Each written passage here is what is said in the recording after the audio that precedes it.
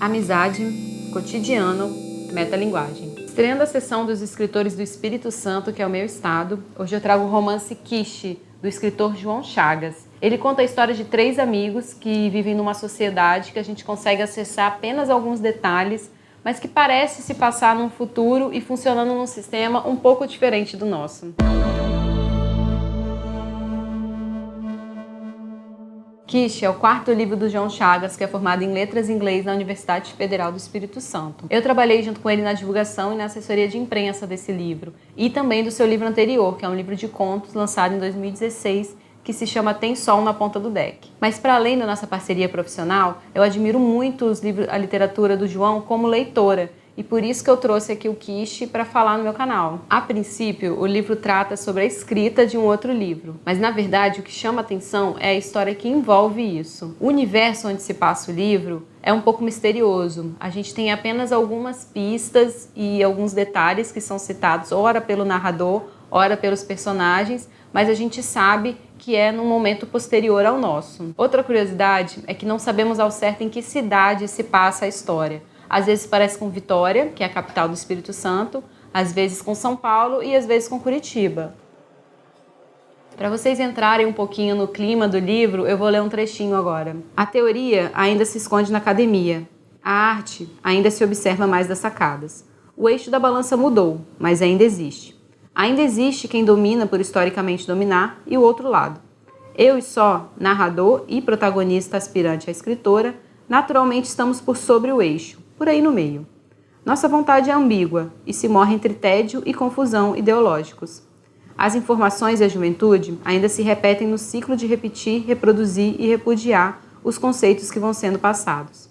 Um passado que só consta de uns levantes e umas revoltas diferentes e a mais.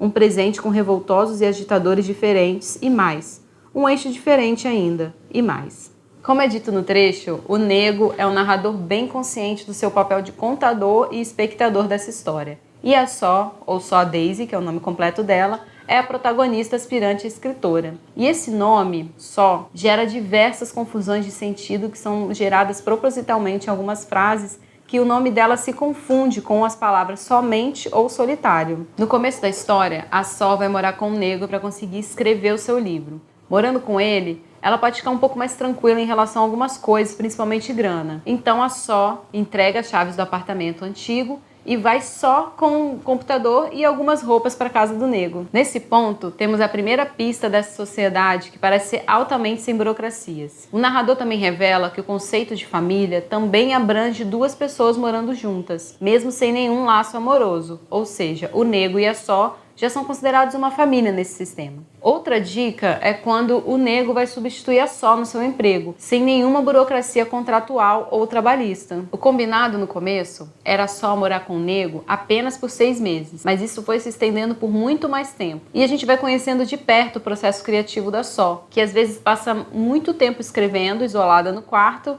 e às vezes sofre com bloqueios criativos e fica bebendo, dando festas e até mesmo viajando. Ao longo da história, somos apresentados a uma outra personagem, a Lia, que também se junta a esse núcleo e é revisora de livros. E uma antiga amiga do Nego. É o Nego que apresenta a Lia a Só. E elas logo desenvolvem uma amizade muito intensa. E a Lia acaba passando cada vez mais tempo junto com eles e acaba se mudando para a casa do Nego também. Observar a Só escrever se torna quase uma obsessão para o Nego. E a sua curiosidade do livro dela também só aumenta, já que a Só deixa ele ler algumas páginas e ele fica muito curioso para conhecer mais dessa história. E o Nego acaba falando muito sobre a Só, mas aos poucos a gente vai conhecendo um pouco sobre ele também e a sua relação um pouco estranha com o Gregório, que é um editor de livros. Por influência do Nego, ele acaba se interessando pelo livro que a Só está escrevendo e pretende também publicar, só que com termos bem rígidos. A Só precisa bater o pé muitas vezes para que o livro saia de acordo com as suas condições. Com a revisão da Lia, com a capa que ela quer, com o prefácio do Nego.